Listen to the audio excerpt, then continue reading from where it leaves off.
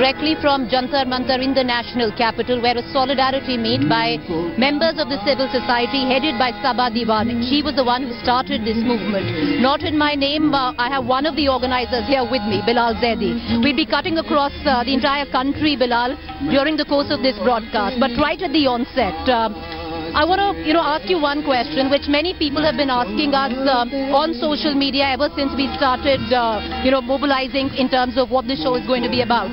My question is, Bilal, do you think somewhere down the line you haven't played to the rhetoric which is going on by isolating this meet only to the minority? No, this is not limited to the minorities. I mean, I may be from that community, but the Dalits who are here, the people from the civil society who are here, actually, the fact of the matter is nobody reached out to nobody. There are no organizers. There was one Facebook post. It got shared and people are organically reacting. The WhatsApp forwards, people are coming out. Is there a very clear agenda? Is there a clear deliberative set of demands that we have? In fact, no. We've had our meetings where we're trying to understand what should happen. But we're not going beyond the point where we're saying that government must do what it is required to do. So this meet today, I want you to clarify for us.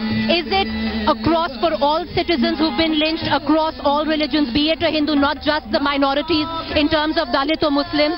Absolutely. What happened in Una is something that we all stand for, and we believe that these things must end. We're seeing killings are happening almost everywhere. There are organized riots and there are organized mob lynchings.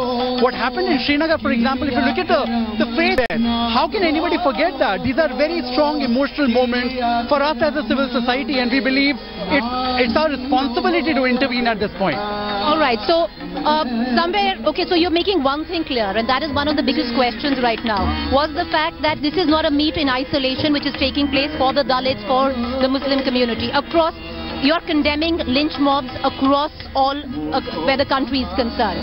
Let's just try to understand. Somebody walks into a train. Now, he doesn't really recognize what his identity is at that point. Now, anybody could lynch him. Now, one boy is going and sitting on a seat and somebody comes and says, give me that seat. Now that boy says, I wouldn't give you the seat. Why would anybody give away their seat? Now in return, in any other context, chances are that people will fight with you and others will be divided. But what we saw in this specific case was that a boy, because he had a Muslim identity, he was targeted. Now are we going once again back to a society where people from the Sikh community, they'll have to cut their hair and cut their beard and get rid of their identities? That's not the way where we are headed to. We're going to come back to you, Bilal, just stay on with us. So one thing that has been clarified by the organizers, that this solidarity meet, and I just want to give numbers there, we're about 800 right now here, and there are numbers across the country which are gathering as we speak. It's really not about numbers. We don't know. We have not reached out to any specific organization per se. These are the people who liked the post. They said they'll attend the event. If they don't attend the event, again, it's up to them. If they attend the event, it's great. Right now, we're thinking about 800 to 1,000 people may have come here. We're hoping that there'll be many more people because the message that needs to go out from here is really important. All right, we're going to take a quick break. I'll ask my camera person, Ashokji, to just cut across here in the placards that people are holding. They don't come from any particular party. At least that's what the message was sent out by the civil society members who've grouped here together. No political party, no affiliation, no allegiance. They wanted to come together as a movement to oppose the lynch mob fury that the country's been witnessing over the course of the last few months. We are right back. September 2015. Muhammad Akhlaq lynched on suspicion of storing beef in his house. April 2017. Pehlu Khan lynched in Alwar, Rajasthan on suspicion of smuggling cows, despite carrying all requisite permits for transporting cattle. May 2017. Muhammad Naeem lynched by a bloodthirsty mob in Jharkhand along with other men, amid rumours of kidnappers passing the area. June 2017. Deputy SP Muhammad Ayub Pandit lynched outside a mosque in Srinagar. June 2017.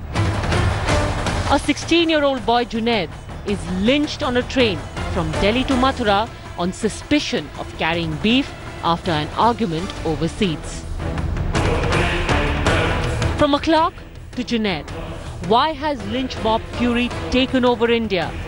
Why the silence as bloodthirsty mobs brutally kill fathers, uncles, even little boys? Our top focus on 6:30 Live. Good evening, I'm Preeti Chaudhary and we beam this special broadcast live from Jantar Mantar, New Delhi, where a solidarity meet by members of the civil society against lynch mob fury, the many incidents that we've seen over the course of last 2 months is taking place. The trip